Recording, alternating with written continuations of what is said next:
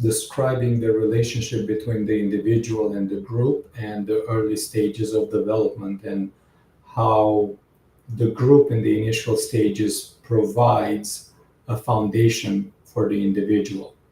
And obviously, the modern society has different institutions and groups, but it's interesting that sometimes, despite the fact that you have somebody who grows up without having a proper family structure, they come from a foster care, they were abused, and however you want to however you want to think about it, sexually, emotionally, they end up being extremely competent individual, capable of being structured, organized, focused, and they're very successful individual despite the odds, right? While on the other hand, you're going to have individuals who succumb to the background they are coming from, and they end up being addicts. They end up being unorganized, unreliable, and dysfunctional. So somehow there's a balance of things and society. What's your take about that? How come certain individuals end up a success story and others end up screw ups and unproductive? Well, it's a complex mechanism, but those people that end up um, being not successful, but end up being bringing a high contribution, um, a constructive contribution, they witness the injustice, they had enough of it, and they decided to do something about it. Not only the following example, but there's so many children, young adults that committed crimes, they end up becoming police officers or other law enforcement. And this shows them the way. It shows them the right way, the correct way, and they end up being so passionate about what they do. And this also makes them so good at their job as a law enforcement because they've done crimes, they belong to they grew up in crimes, or they've done crimes, or they are knowledgeable about crimes. They become really really efficient law enforcement personnel, right? The other people that grew up unfortunately and went through the same type of injustice, it was a bit too much for their psyche. We don't know what the neuroscience component of the first group as opposed to the other group is. Everybody has a molecular component, right? So we're hoping, and we would make sense that those that ended up contributing to the society and not engaging in self harm or not engaging in crime would have a particular type of biological, molecular, neuroscientific makeup. The other person, the other group that continues to engage in crime or self harm, it's a totally different biological, neuroscientific makeup. Remember what I said earlier, that when a person belongs to a group, they are important. They have a purpose. It doesn't matter what the group does. The group appreciates them. The group gives them a task. It gives them, they complete a task. They were successful. It gives them a purpose. They're not all alone. They're not left out to to all of the difficulties, all of the trauma that they went through. So it's one way to, oh my God, trauma is complex. Trauma is very complex. But this is the smoothest, quickest, easiest way to explain that.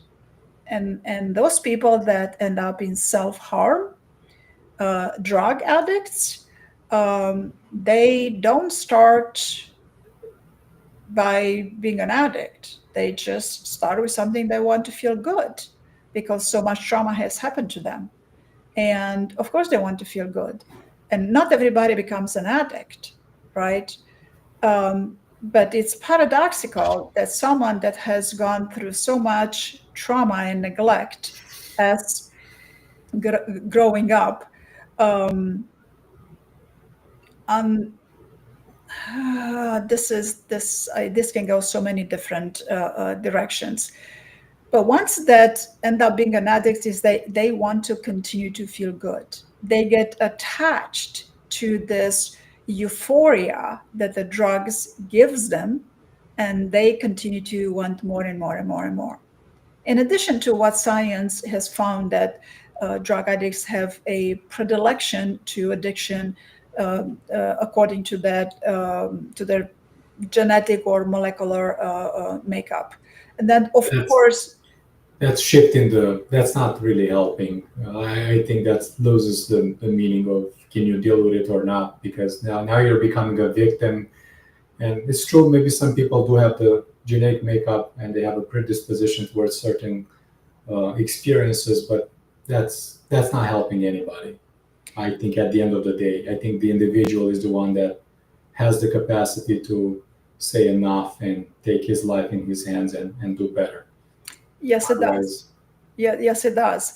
Oftentimes they need some sort of help, whether they see someone getting better, as an example, or someone says you can do it. So there's so support. many AA groups that keeps them on the path of recovery, or keeps them on a good track.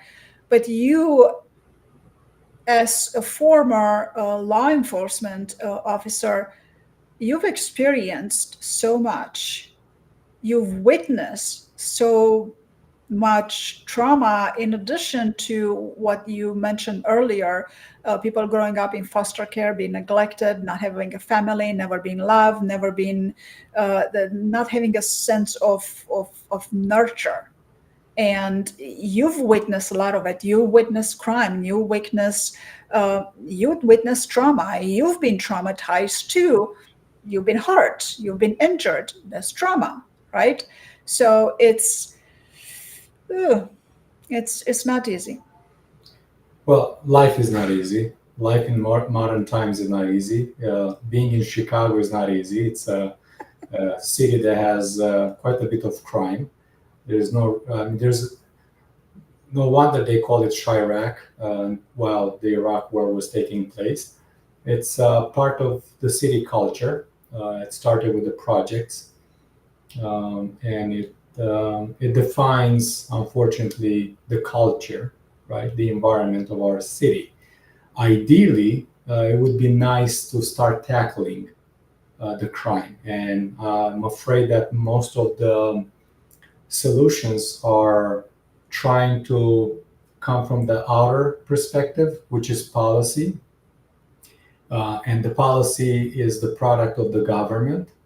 I think the solution would be from the inside, the inner part, which is culture. And culture starts with family unit, with the individual. We can say until tomorrow morning that we want a better city, but the change can start with me. I can when I eat that chocolate and I have the wrapping, I can put it in a garbage can, or I just throw it on the ground, Correct. or I can keep my business place clean and organized. So is the individual, is the culture, the individual that starts with the small increments and it carries on. And if we would focus on what we have control over versus expecting somebody from the outside to save us or to make that change, it's a little bit more difficult. So a lot of the dynamic they were describing about the Romanian psyche and zeitgeist, it's also in our Chicago, um, in our city, Chicago. Um, Yes. but Yes. at the end of the day, what it boils down to is what can I do today? Am I going to blame my mommy and daddy for where I am today, or am I going to assume control over my actions and not give that to anybody else and play the victim mentality and do better. Do a little bit better today than you did yesterday. And you can also make sure that you surround yourself with better people. That's I difficult feel sometimes. That's difficult. every change is difficult. I think doing the right thing is difficult, but in the same time, doing the right thing requires integrity and requires you to make a decision and stick by it. And I validate myself, and I become more courageous and trustworthy that I am capable, step by step, to be better. Yes. The individual has that capacity. I think we're being robbed. I think we're being robbed of this power of the individual to be a better person. And I think we should strive as individuals to do that on a daily basis. Um, do you mind talking about the concept of self sabotage? Do you deal with that in your day to day consulting and when you help Yes. individuals? Yes. Yes. Yes, I do. That's a great question. And we will be right back with this wonderful question. So stay tuned.